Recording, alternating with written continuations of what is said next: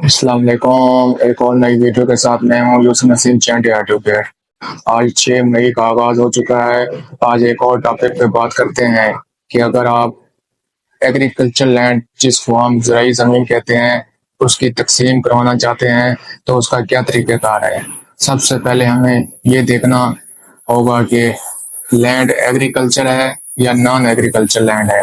اگر land agriculture land ہے تو اس کو ریونیو ایکٹ 1967 ڈیل کرے گا، اور اگر لینڈ نان ایگریکلچر ہے، کمرشل ہے، سکنی ہے، تو اس کو Punjab partition immovable property act 2012 deal کرے گا۔ اور اگر لینڈ ایگریکلچر ہے، زرعی ہے، تو اس کو ریونیو کورٹ تحصیلدار کی عدالت ڈیل کرے گی۔ اور اگر لینڈ نان ایگریکلچر ہے، سکنی ہے، کمرشل ہے، اس کو سول کورٹ ڈیل کرے گی۔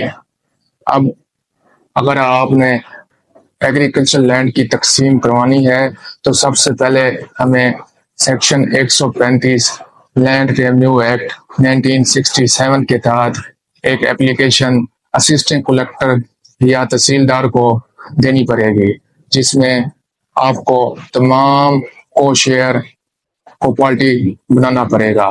اس کے بعد اگر کوئی کو شیئر نہیں آتا تو عدالت اس کے خلاف ایکس پارٹی کا آرڈر کر دے۔ اس کے بعد اگر تحصیلدار کے پاس راستی زمین کی تقسیم کی درخواست آتی ہے تو تحصیلدار تمام لیگل ہیئر کو نوٹس جاری کر دے گا، اور 30 دن کے اندر تحصیلدار کو راستی انتقال درج کرنا۔ اس کے بعد تحصیلدار درخواست کو تقسیم کے حدود و حدود کے لیے کسی علاقہ پٹواری یا کانگو کے پاس بھیج دے گا، اور پٹواری یا کانگو تقسیم کے ونڈے کے لیے تمام اونرز کو نوٹس جاری کر دے گا، اور ان کی موجودگی میں پٹواری یا کانگو زمین کے ونڈے یا تقسیم کر لیں گے۔ اس کے بعد اگر کوئی اونر اپنی حصے کی حد تک تقسیم کروانا چاہتا ہے تو تحصیلدار اس کو سیلان کی لسٹ۔ اس کے بعد تحصیلدار اس کی درخواست سننے کے بعد اس کی درخواست کو نامنظور بھی کر سکتا ہے۔ اس کے بعد اگر کسی اونر نے کسی دوسرے اونر کے ٹائٹل یا ملکیت کو چیلنج کر دیا تو ریونیو آفیسر اس کو سول کورٹ کے لیے کہے گا، اور اس کو اونر کو تحصیلدار یہ بھی کہے گا کہ آپ سول کورٹ چلے جائیں، اور 90 دن کے اندر اندر آپ کوئی سول کورٹ سے فیصلہ یا کوئی ڈگری لے کے آئیں، اور تحصیلدار 90 دن تک اس تقسیم کی کارروائی کو روک دے گا۔ اس کے بعد اگر تقسیم کی زمین پر کاشت کی ہوئی ہے تو اس تنازع کا فیصلہ بھی تحصیلدار یا ریونیو آفیسر کو کرنا پڑتا ہے، اور اگر کوئی دوسرے یا دیگر تنازع ہیں تو اس کو بھی ریونیو آفیسر کو حل کرنا پڑے گا۔ اس کے بعد تحصیلدار تقسیم کا فیصلہ 180 دن میں کرے گا، اور اگر تحصیلدار یا ریونیو آفیسر 180 دن میں تقسیم کا فیصلہ نہیں کر پاتا تو وہ کیس کو ڈسٹرکٹ کلیکٹر کے پاس ٹائم ایکسٹینڈ کے لیے بھیج دے گا، اور ڈسٹرکٹ کلیکٹر 60 دن اضافی دینے کے بعد تحصیلدار کو دوبارہ یہ درخواست بھیج دے گا، اور تحصیلدار کو 60 دن کے اندر اس تقسیم کا فیصلہ کرنا پڑے گا۔ اب دیکھتے ہیں کہ وہ کون سی لینڈ ہوتی ہیں جن کی تقسیم نہیں ہو سکتی۔ اب ایسی لینڈ جس میں قبرستان ہو، کنواں ہو، یا کوئی مسجد ہو، یا کوئی گورنمنٹ کی لینڈ ہو، تو اس کی تقسیم نہیں.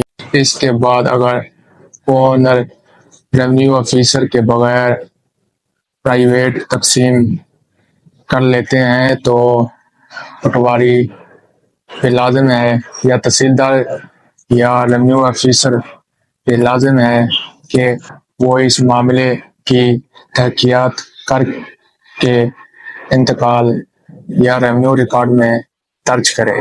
اس کے بعد اگر تقسیم کا عمل مکمل ہو جاتا ہے تو ریونیو آفیسر کو تقسیم کا ڈاکومنٹ ایشو کر دیتا ہے. اب تقسیم کے انتقال پاس ہونے کے بعد اکثر لوگ ایک غلطی کرتے ہیں کہ تقسیم کے انتقال کا عمل درآمد نہیں کرواتے، اور تقسیم کا جب انتقال پاس ہو جائے تو آپ کو پھر ریونیو آفیسر کے پاس اس انتقال کا عمل درآمد کرنے کے لیے درخواست دینی ہوتی ہے. فرنٹ قبضے کے لیے اپلیکیشن دینی پڑے گی، جس پہ پٹواری یا کانگو موقع پہ جا کے اس اونر کو قبضہ دلائیں گے، اور فرنٹ قبضے دینے کے بعد دوبارہ درخواست اسسٹنٹ کلکٹر کے پاس. اب بات کرتے ہیں کہ تقسیم کروانا کیوں ضروری ہوتا ہے. اگر کھاتا مشترکہ ہوتا ہے تو اے روز وہ اونرز کے درمیان لڑائی جھگڑے ہوتے ہیں. ان لڑائی جھگڑوں سے بچنے کے لیے آپ کو تقسیم کروانا ضروری ہوتا ہے، اور قانون کے مطابق جب تک کھاتا مشترکہ ہوتا ہے تو اس پہ تمام اونرز انچ انچ کے مالک ہوتے ہیں. اس لیے اگر آپ نے اپنے حصے کی حد تک الگ ونڈا یا کوئی کھاتا یا کوئی خسرہ کروانا ہے تو اس کے لیے آپ کو تقسیم کروانی پڑے گی. امید ہے آج آپ نے زرعی زمین یا ایگریکلچر لینڈ کی تقسیم کا کیا طریقہ کار ہوتا ہے اچھی طرح سمجھ لیا ہوگا. اگر آپ نے ابھی تک میرے چینل کو سبسکرائب نہیں کیا تو ابھی جا کے میرے چینل کو سبسکرائب کر لیں تاکہ آپ کو میری نئی آنے والی ویڈیوز کا نوٹیفیکیشن مل سکے. ایک اور نئی ویڈیو کے ساتھ پیش ہوں گے. اللہ حافظ.